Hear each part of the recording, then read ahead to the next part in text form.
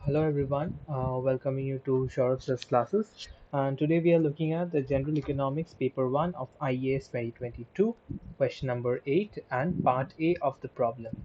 So consider the production function x, which is Cobb-Douglas type. And so the question is, how would you restrict the values of alpha and beta so that there occurs constant returns to scale and decreasing returns to scale? So let me just write down the production function once more. X equals to a times L to the power alpha k to the power beta, right? So basically your X is a function of labor and capital, right? This is my production function.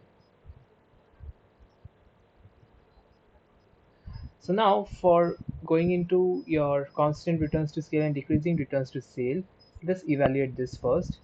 If you increase your labor and capital in the same proportion, then how does it look like? It will basically be lambda L raised to the power alpha, lambda K raised to the power beta.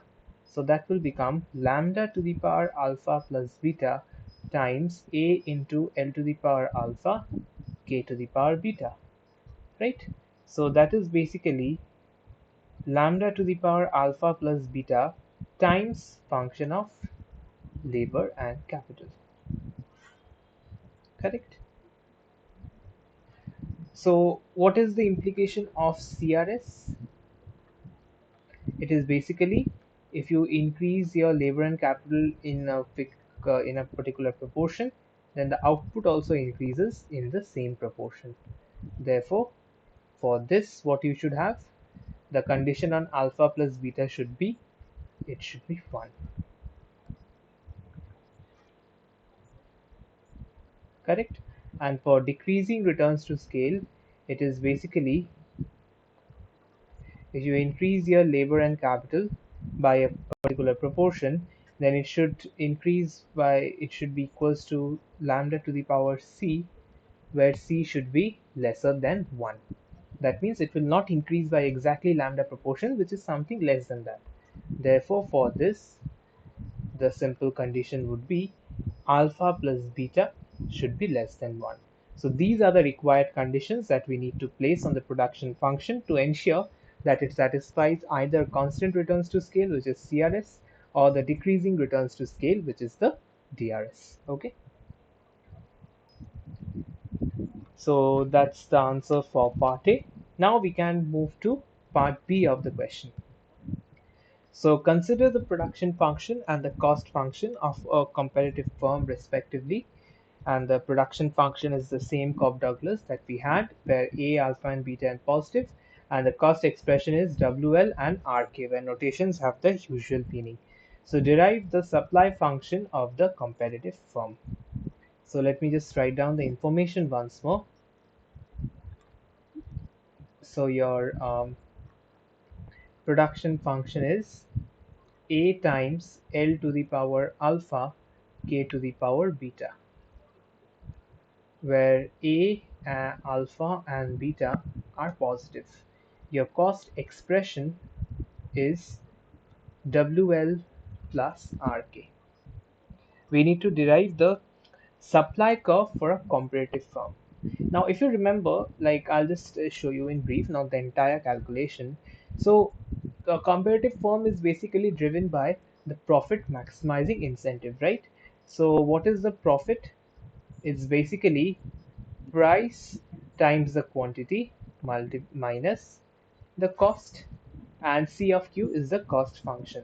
So basically what happens is pi Q is equals to P bar times Q minus C of Q, right?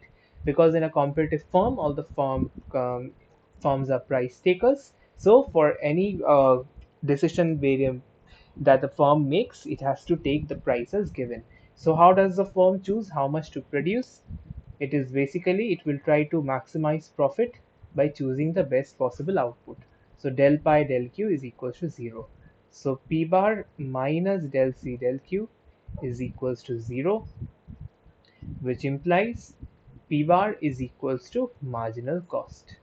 This gives us the optimal, and this also gives us the comparative firm's supply function. Okay, so basically if we want to find out the supply function of a comparative firm whose production function is given by a standard Cobb-Douglas, the first thing that we need to do is to find the cost function. This is the first thing that we need to do. And then we can use the condition price equals to marginal cost to get to the supply function. So this is how we are going to proceed with it to get the comparative firm's supply function.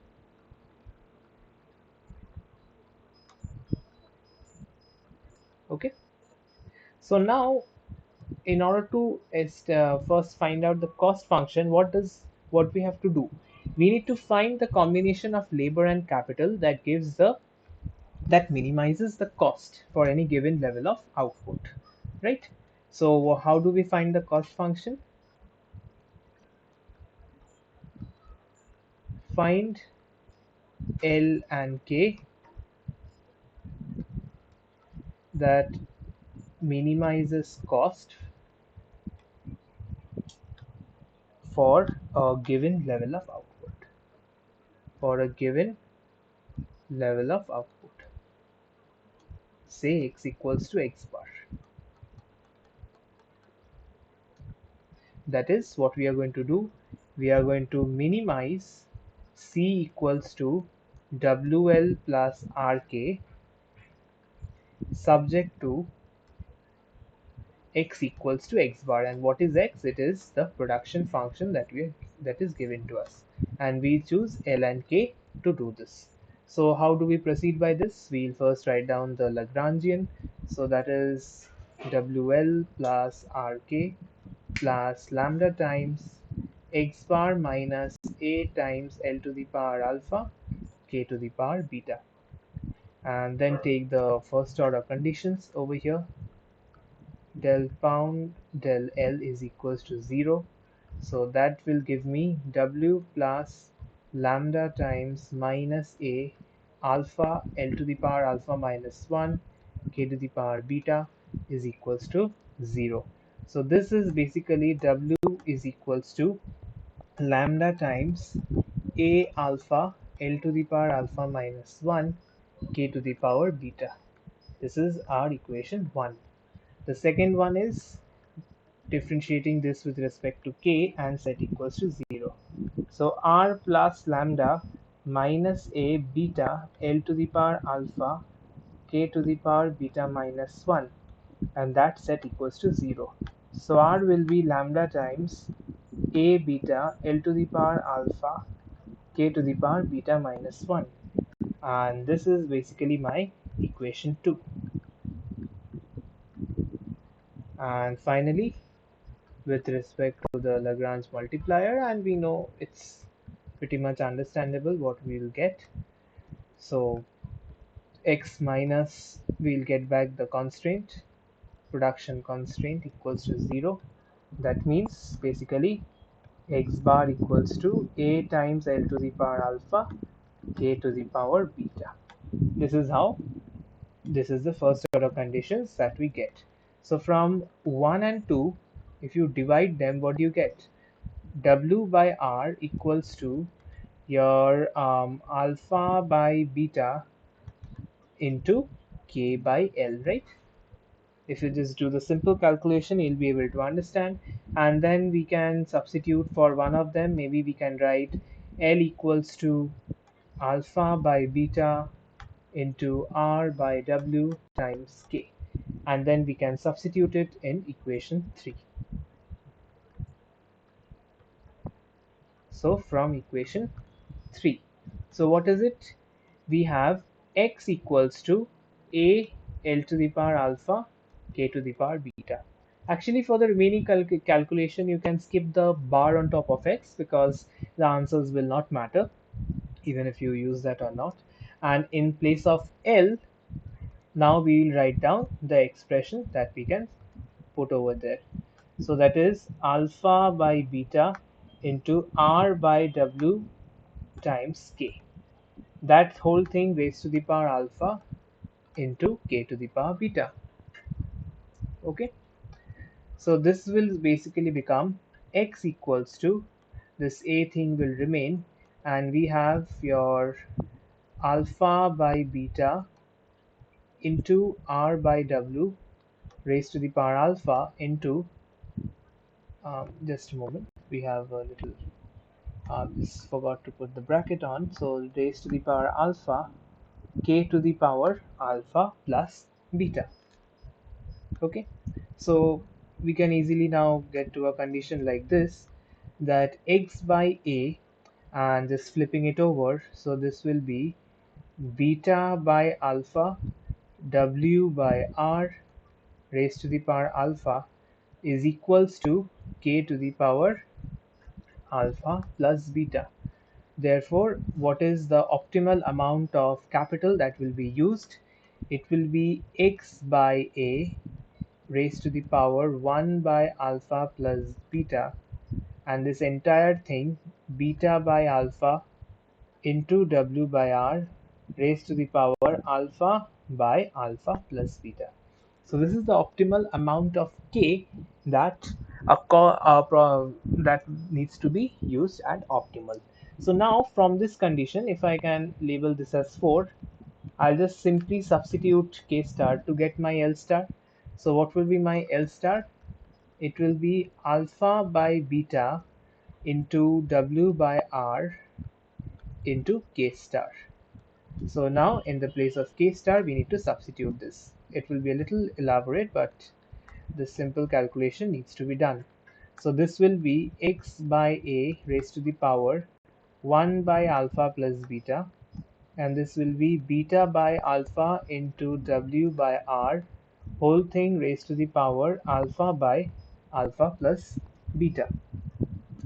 So if you check this, you can just group some things out. Beta by alpha, this can be written as alpha by alpha plus beta to the power minus 1. Then we have W by R, where it will be alpha by beta plus 1, and this will remain. This will be X by A to the power 1 by alpha plus beta. So this will basically become your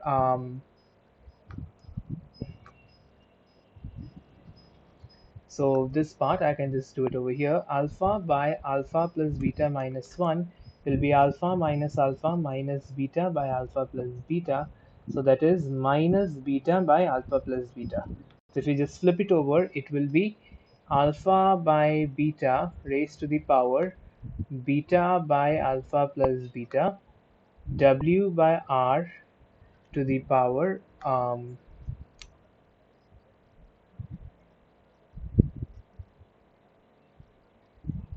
okay, so we have made a small typo. Let me just correct it. This was R by W, not W by R. So just make the calculation. I'm very sorry for this. So this will be your W by R, and over here also we'll have this minus 1 in place. This will be minus 1. So this will be again R by W, yeah, with beta by alpha plus beta, and this will be X by A raised to the power 1 by alpha plus beta. So this is what we get. So now what is the cost function? It will be, you'll just substitute these optimal values, WL star plus RK star. So that will be W times alpha by beta raised to the power beta by alpha plus beta, R by W raised to the power beta by alpha plus beta, and this is X by A raised to the power 1 by alpha plus beta, plus R times K. So this is X by A raised to the power 1 by alpha plus beta, and this entire thing, which is beta by alpha into W by R, whole thing raised to the power alpha by alpha plus x. So what we can easily see is this x by a can be taken out common from both of them. So this will become alpha by beta raised to the power beta by alpha plus beta. And if I can just elaborate a little bit, and this w thing, so r will be the same, the exponent will remain beta by alpha plus beta, but with w it will be 1 minus beta by alpha plus beta. Okay, why? Because your this w will club with this w, and similarly for the second expression this r will club with this r, so we'll have a similar kind of an expression that is coming up. So over here we have beta by alpha raised to the power alpha by alpha plus beta. W power will remain the same, alpha by alpha plus beta, but the power of r will change, so it will be 1 minus alpha by alpha plus beta.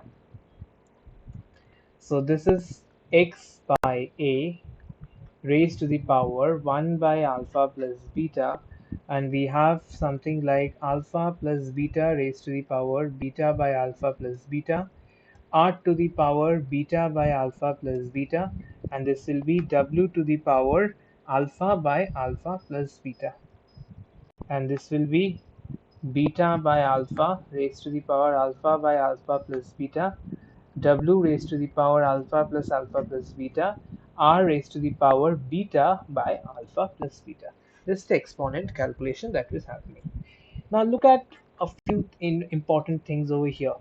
This term over here, this complicated looking term, is basically an expression in terms, and similarly this as well, are just in terms of the parameters of the production function, right? So they are given. And for a comparative firm, the R and W values are also given, right? You can't change them. And the production parameter is also given, right? So we can, so therefore, now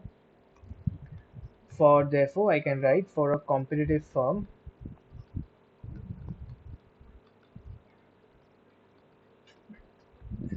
so I can simply write C as some B times your x to the power 1 by alpha plus beta, where your B is this entire expression that we have over here, the entire expression in the third bracket and the A term. So it's basically where B is equals to 1 by A to the power 1 by alpha plus beta, that thing remains, and we also have your this thing alpha by beta raised to the power beta by alpha plus beta, plus beta by alpha raised to the power alpha by alpha plus beta, and these two expressions will come out, w to the power alpha plus beta and r to the power beta by alpha plus beta. So this is essentially my cost function that we have over here. That is, c as a function of x is equals to b times x to the power 1 by alpha plus beta, where alpha comma beta are positive. So this is what we have. Now, so what is the marginal cost over here, MCX? It is b times 1 by alpha plus beta into x to the power 1 by alpha plus beta minus 1.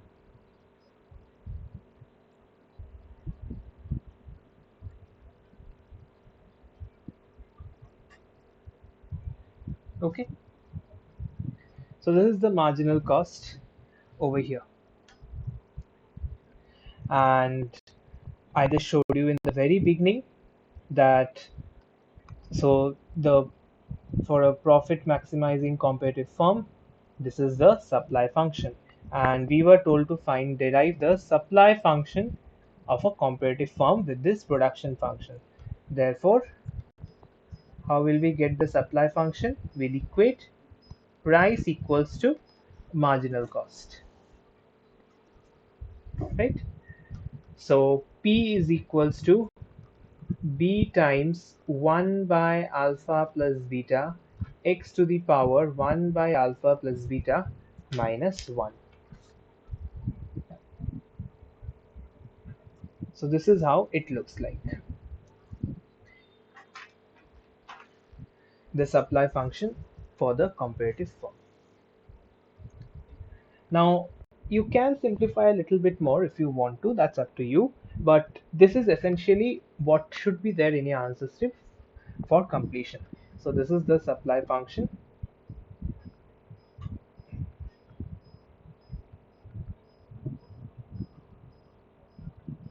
of a comparative form. And then you can have various cases as well, so as to illustrate how the supply function will look like. But those are not required. This much will be sufficient. Okay. Thank you.